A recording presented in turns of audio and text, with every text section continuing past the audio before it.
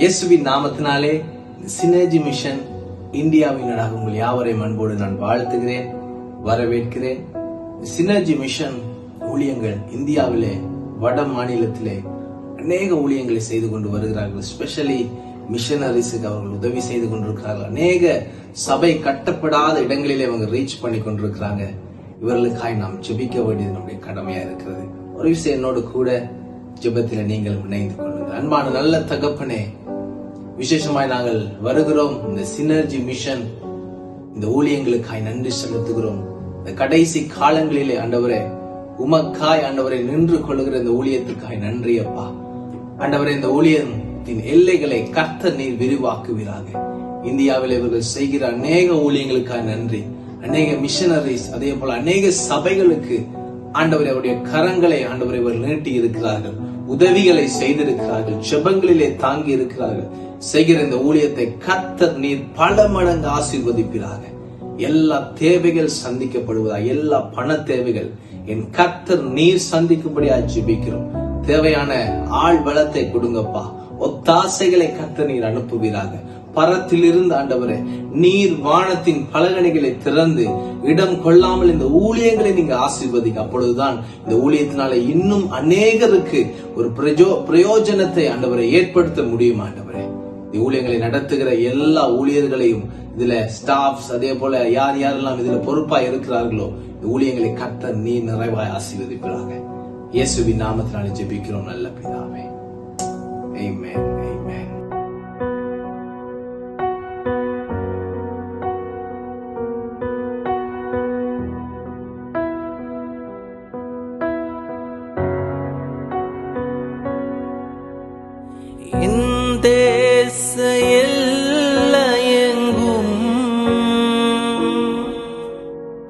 அப்பா நீராள வேண்டும்,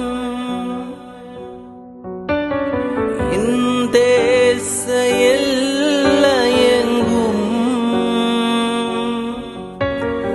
அப்பா நீராள வேண்டும். வறுமை எல்லாம் மாறணும், தேசத்தின் வறுமை எல்லாம் மாறணும். வன்முறையெல்லாம் ஒழியணும், வன்முறையெல்லாம் ஒழியணும். எஜமானனே,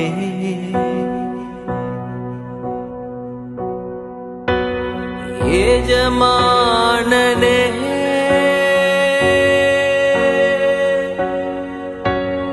என் இயேசு ராஜனே, எஜமானனே,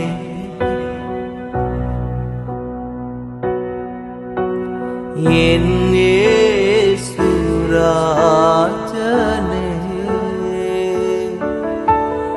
எண்ணமெல்லாம் என் ஏக்கமெல்லாம் உம் சித்தம் செய்வதுதானே. என் எண்ணமெல்லாம் என் ஏக்கமெல்லாம் உம் சித்தம். நற்செய்தி பணி சிந்தனைகளை ஆகமங்களின் வழியாக பார்த்து கொண்டிருக்கிறோம்.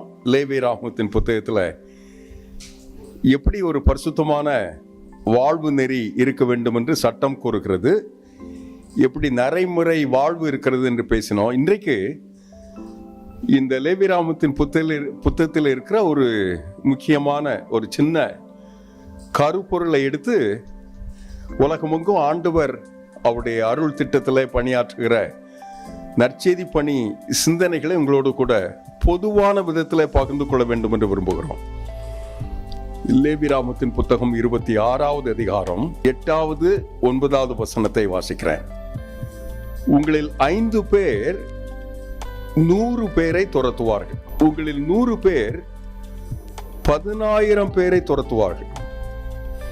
உங்கள் சத்துருக்கள் உங்களுக்கு முன்பாக பட்டயத்தால் விழுவார்கள், நான் உங்கள் மேல் கண்ணோக்கமாயிருந்து உங்களை பலுகவும் பெருகவும் பண்ணி உங்களோட என் உடன்படிக்கையை திடப்படுத்தினேன்.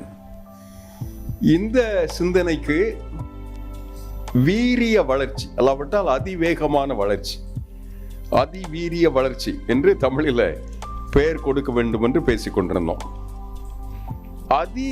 அதிகமாய்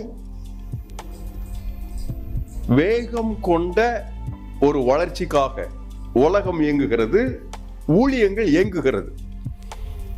லேவிய ராகமத்தின் புத்தகத்தில் அப்படிப்பட்ட ஒரு நிகழ்வை இந்த லேவிய ராகமத்தின் ஆக்கியோர் மோசே கூறுவதாக நாம் வாசிக்கிறோம். 5 பேர் 100 பேரை துரத்துவார்.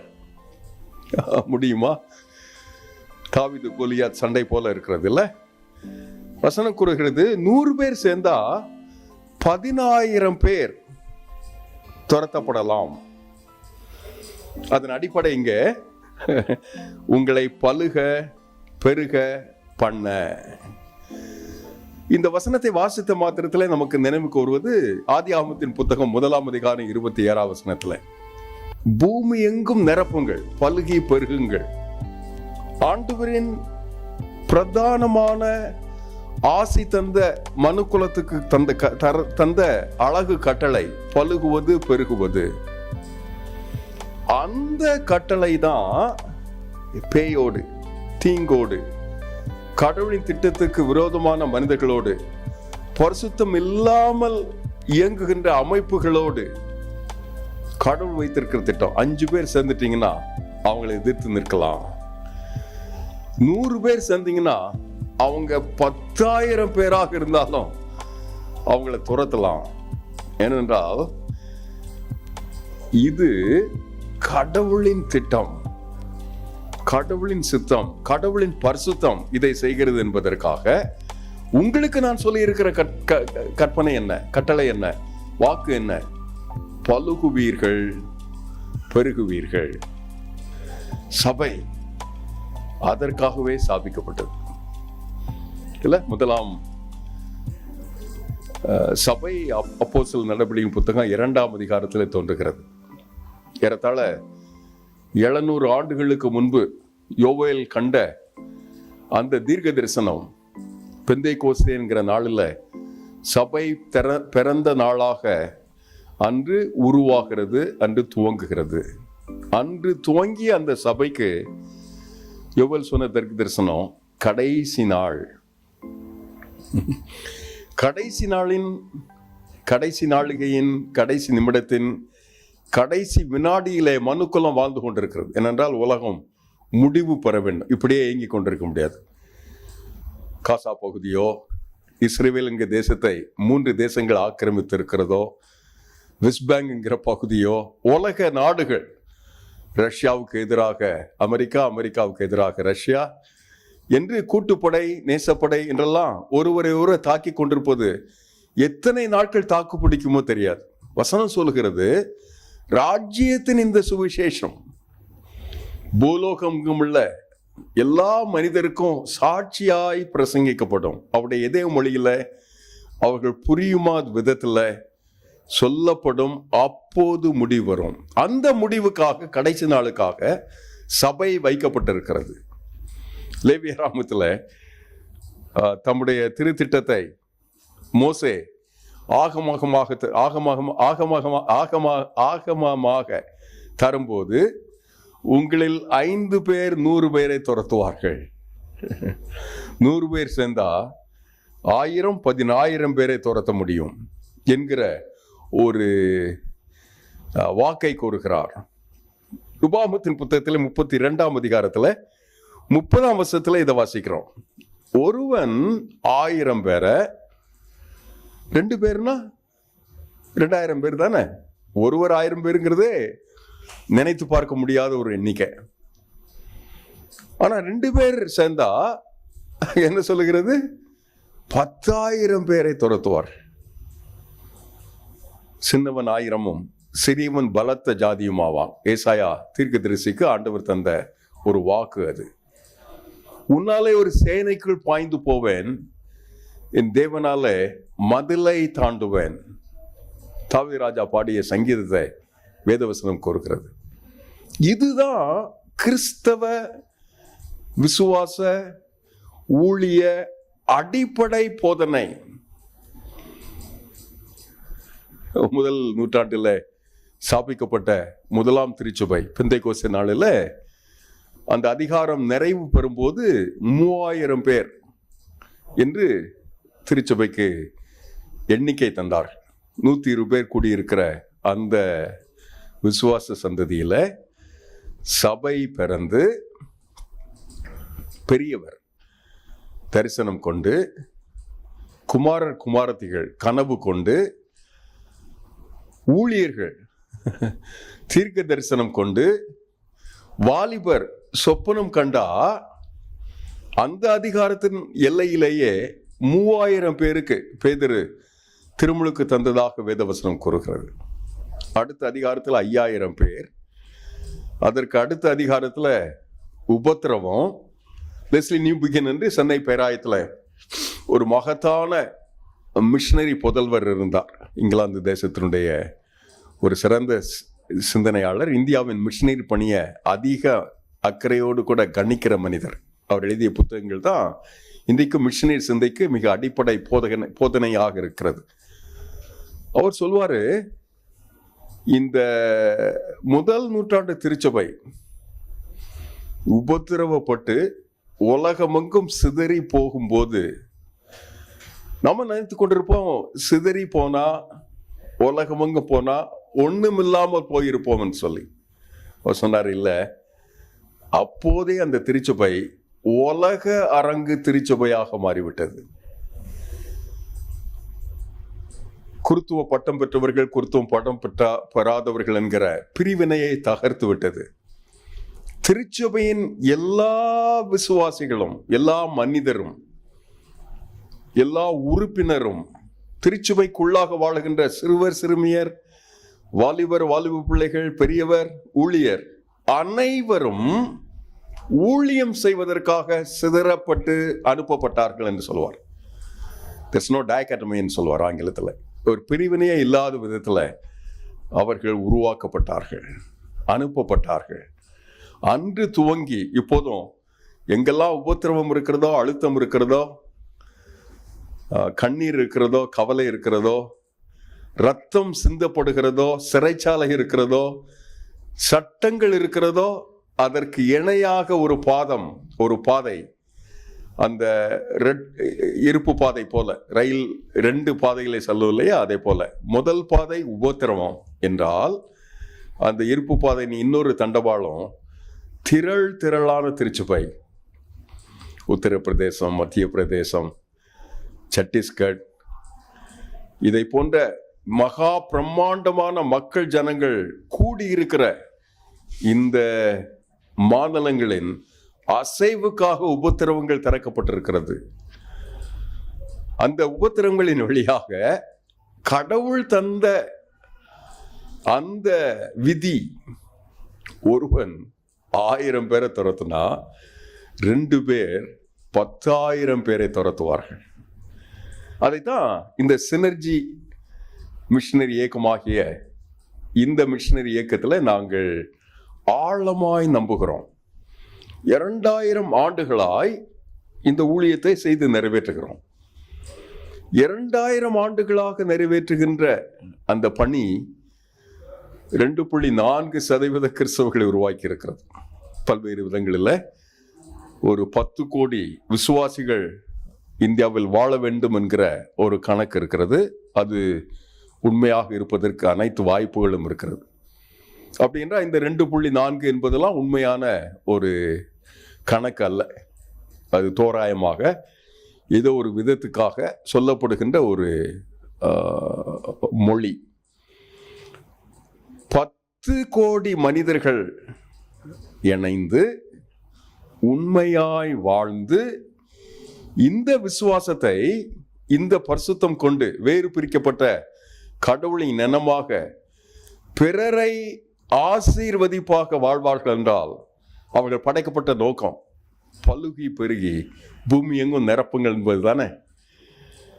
ஆதியாகமத்தின் 12ஆம் அதிகாரத்தில் நான் உங்களை ஆசீர்வதிப்பேன், நீங்கள் ஆசீர்வாதமாக இருப்பீர்கள் என்பதுதானே.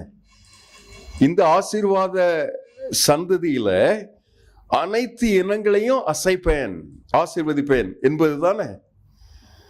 ஆதியாகமத்தின் 22ஆவது அதிகாரம், உங்களை ஆசீர்வதிக்கவே ஆசீர்வதிப்பேன். இதே நிலையில்தான், இதே வெளிச்சத்தில் தான், இதன் பின்னணியிலே தான் ஆண்டவர் மத்தேயு 28ஆவது அதிகாரத்துல, நீங்கள் பூமி எங்கும் புறப்பட்டு போவீங்க, சகல இனங்களுக்கு இயேசுவை சொல்லுவீங்க, எனக்கு அடியவர்கள் ஆக்குவீங்க, சீஷர்கள் ஆக்குவீங்க, பிரமாணங்களை உரைப்பீங்க, உபதேசம் பண்ணுவீங்க, உலகத்தின் முடிவு பரியந்தம் சகல நாட்கள் நான் உங்களோடு கூட இருப்பேன். இவைகளெல்லாம் எதற்கு? அவருடைய அடியவர்களை உலகமெங்கும் ஆண்டவர் அள்ளி தருவார், அசைத்து தம்முடைய திட்டத்தை நிறைவேற்றுவார். இந்த ஹமாஸ் பகுதியில், வெஸ்ட் பேங்க் பகுதியில் ஊழியம் செய்கிற எங்களுடைய நண்பர்களின் நண்பர்கள் அங்கிருந்து நமக்கு சொல்லுகின்ற செய்தி, அந்த தீவிரவாத அமைப்புகளில் ஆண்டவருடைய அடியவர்கள் அநேகர் இருக்கிறார்கள். அவர்கள் அந்த தீவிரவாதத்தின் மேல அக்கறை இல்லை, நம்பிக்கை இல்லை, இயேசுவின் மேல அக்கறை, இஸ்ரவேலின் தேவனாகிய யெகோவாவின் மேல அக்கறை கொண்டவர்களாக இருக்கிறார். ஆகையினால அமாஸ் என்கிற அமைப்புல, வெஸ்ட் பேங்க் என்கிற அமைப்புல, பாலஸ்தீனாவில், இஸ்ரேல் எல்லையில விசுவாசிகள் திரளாக வருவதற்கு வாய்ப்பு இருக்கிறது. சூடானிலே நடந்தது போல, சீனாவிலே நடந்தது போல ஆண்டவர் தம்முடைய திருத்திட்டத்தை உக்ரைனிலே நடத்துவார், ரஷ்யாவிலே நடத்துவார், ஆப்பிரிக்காவிலே நடத்தியது போல இப்போது ஜப்பானிலே நிகழ்த்து கொண்டிருக்கிறார், கொரியாவிலே நிகழ்த்துவார். தென் கொரியாவிலே நடந்தது போலவே வட கொரியா என்கிற மிக முரட்டுத்தனமான அடக்குமுறை அதிகாரத்தின் எல்லையிலையும் ஆண்டவரின் திருத்திட்டத்தில் நிகழும் என்கிற மிக முக்கியமான செய்தியை நம்முடைய நண்பர்கள் அங்கிருந்து சுட சுட தந்து கொண்டிருக்கிறார். இது என்ன?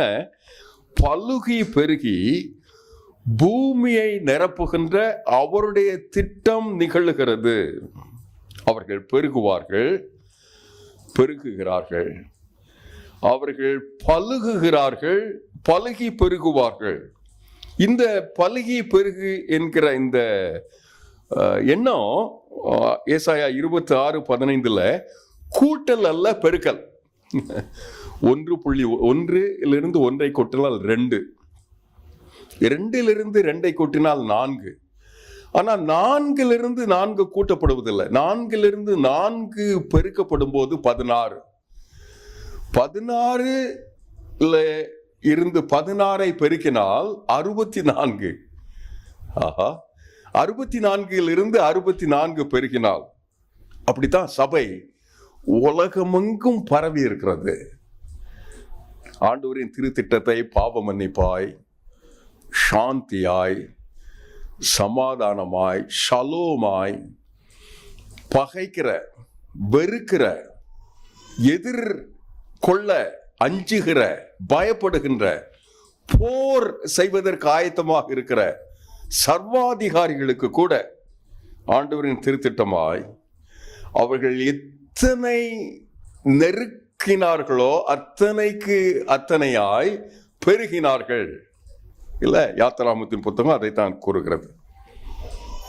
இதன் அடிப்படையிலே வேதவசனம் என்ன கூறுகிறது? வானத்து நட்சத்திரத்தை போல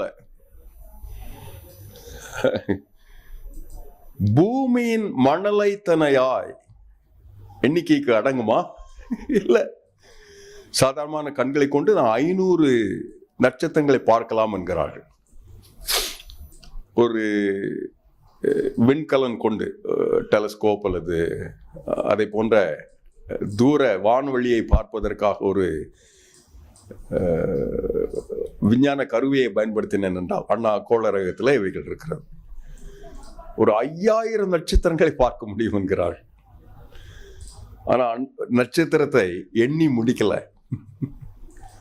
வானத்தின் ஒரு எல்லையிலிருந்து இன்னொரு எல்லைக்கு லைட் இயர்ஸ் என்று சொல்லப்படுகிற 400,000 ஆண்டுகள் பயணம் செய்தாதான் ஒரு எல்லையிலிருந்து இன்னொரு எல்லைக்கு மனிதர்கள் சென்று செல்ல முடியும்.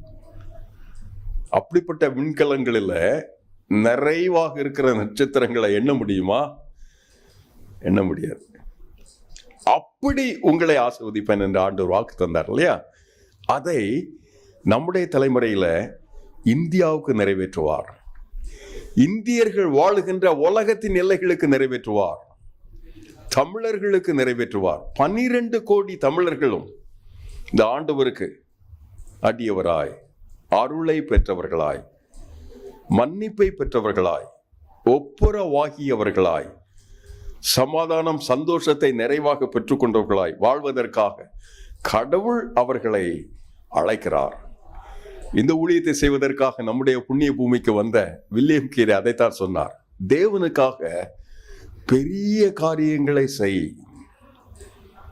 தேவனுக்காக அரிய காரியங்களை திட்டமிடு.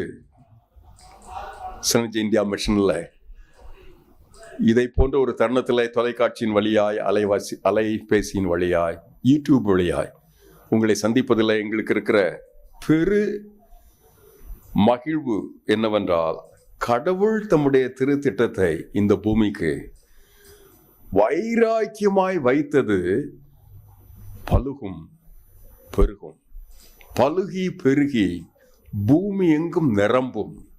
அந்த வேகத்துக்காக, அந்த வீரியத்துக்காக சபை வளரும், நாம் வளர்வோம், விசுவாச குடும்பங்கள் தளிர்க்கும், அவர்கள் தளராது இதுல ஈடுபடும் போது கடவுளின் கிருபையை நிறைவாக பெற்றுக்கொள்வார்கள்.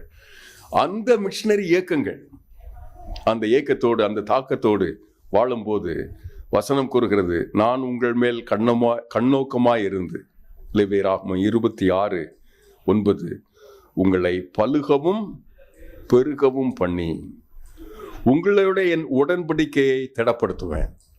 ஆண்டவர் அந்த கிருபையை உங்களுக்கு இன்றைக்கு செய்வாராக. நாம் மக்கள் இயக்கமாய், சபையாய் கடவுளின் திட்டத்தை இந்த பூமியில நிறைவேற்றுவதற்கு இயங்கும் போது நம்மை கொண்டு ஆண்டவர் செய்வார். ஒருவன் 1000 பேரை துரத்துவான், 2 பேர் 10,000 பேரை துரத்துவாங்க. அந்த கிருபையை ஆண்டவர் இந்திய தேசத்திற்கு, தமிழ் உலகுக்கு, நம்முடைய எல்லைக்கு, உலகமெங்கு வாழுகின்ற நம்முடைய எண்ணத்தவர்கள் வாழுகின்ற எல்லைகளுக்கு உண்மையாக்கி தருவாராக. ஆமென். பரம தகப்பனே, இந்த பெரும் கிருபையில எங்களையும், எங்களுடைய நாளையும், எங்களுடைய நேரத்தை, எங்களுடைய தருணங்களையும், எங்கள் வாய்ப்புகளையும் தந்து ஜெபிக்கிறோம். பலுகட்டும், பெருகட்டும், உம்முடைய ஆசையை நிறைவாக பெற்றுக்கொள்ளட்டும். அதற்காக எங்களை ஆசீர்வதியும். உம்முடைய கரம் கொண்டு உம்முடைய ஆசை நிறைவாக எங்களுக்கு தரப்படட்டும். இயேசுவின் நாமத்தில் ஜெபிக்கிறோம் நல்ல பிதாவே. ஆமென். வன்முறையெல்லாம் ஒழியணும், வன்முறையெல்லாம் ஒழியணும், எஜமானனே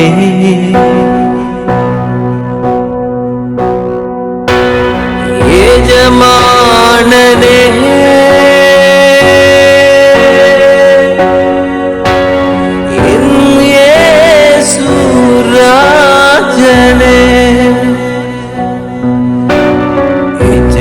எஜமானனே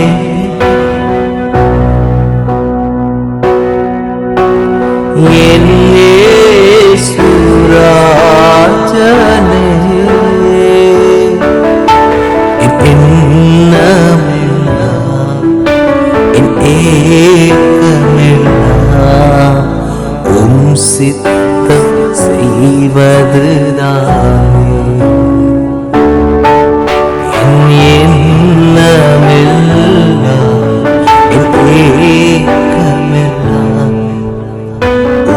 சித்தம் செய்வதுதான்